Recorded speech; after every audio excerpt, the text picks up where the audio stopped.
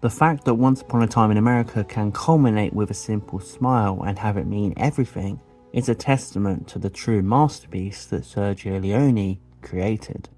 I remember when I first saw that smile, it haunted me, it disturbed me, but at the same time I felt the great weight, the tragedy of the film, and also a sense of melancholy. This movie compels you to feel literally everything.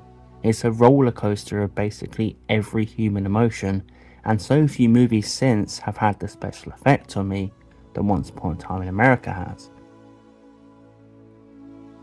Of course, if you haven't seen the movie, I do strongly recommend you watch it before we look at the ending, of course due to spoilers, but also because it's one of the greatest movies ever made, so of course watch it. It's a staggering piece of work. We've talked about Once Upon a Time in America a lot on this channel, so if you haven't seen my original analysis of the film, it will be in the pinned comments section of this video.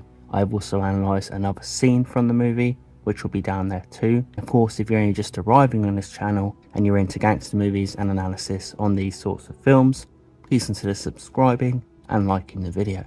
So after we witness the apparent death of Max in the later stages of Noodles' life, the movie jumps back to 1933. Following the ill-fated heist, Noodles enters an opium den, takes the drug, and ends the movie grinning at the camera broadly. The meaning behind the iconic ending has been left open, but there are of course some popular ones that we will talk about now. One idea is that the 1960s scenes in the film are a drug-induced dream, with Noodles remembering his past and imagining the future.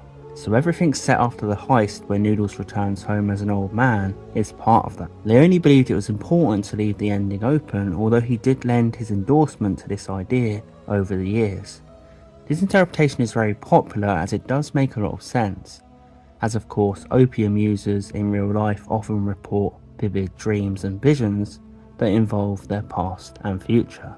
The smile has been analysed by many to be Noodles coming to terms with the death of his friend by imagining Max still being alive and rising to prominence as we see in the 1960s scenes. In this explanation, Noodles looks at his friend with a mixture of love and hate, but a lot of guilt, because of course he gives him success in his imagination, but also imagines him suffering an ambiguous fate, seemingly because Noodles can't decide whether he wants his friend to survive or not. So instead of directly killing him, he envisions him either committing suicide by jumping into a garbage grinding truck or slipping away behind it.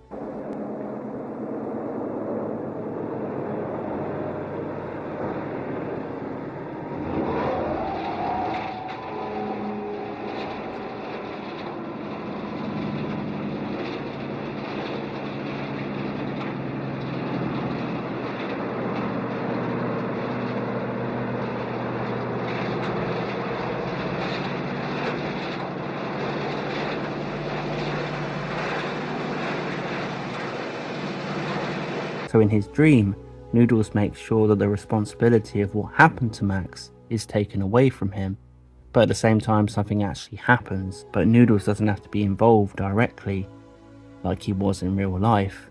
James Woods, who played Max in the film, has admitted he never knew or was told whether the character did die or just disappeared, and Sergio Leone has made it clear he wanted the character's fate to be mysterious.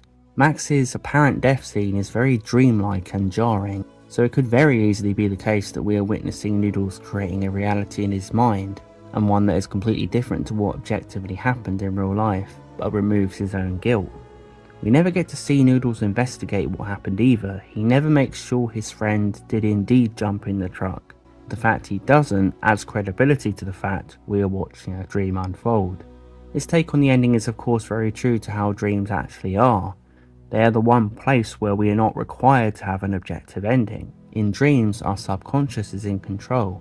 There are no rules, and we are rarely required to wrap things up.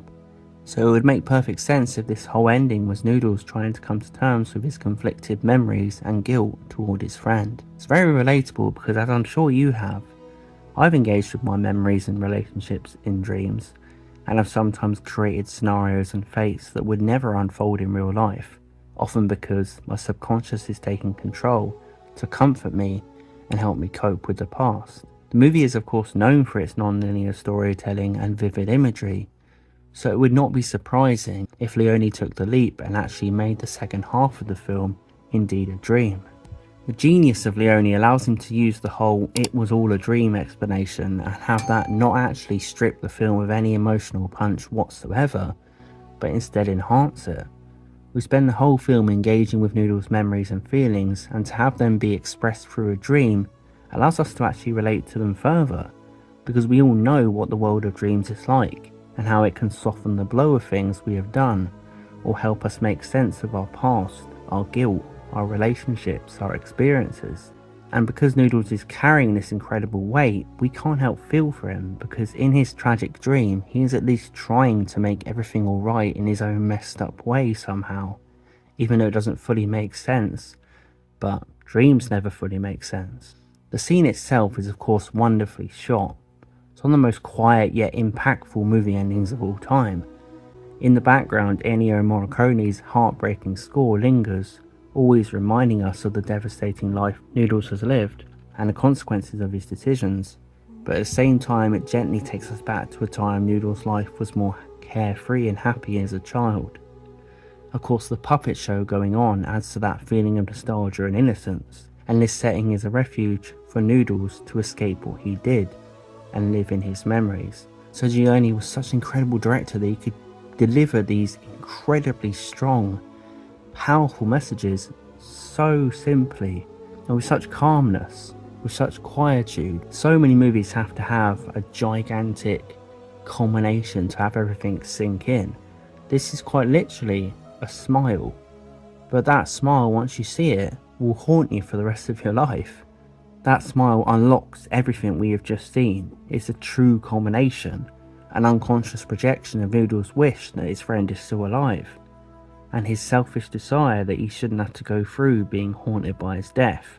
Noodles is of course ultimately a coward, because he doesn't want to confront what he did. He doesn't want to accept what he did.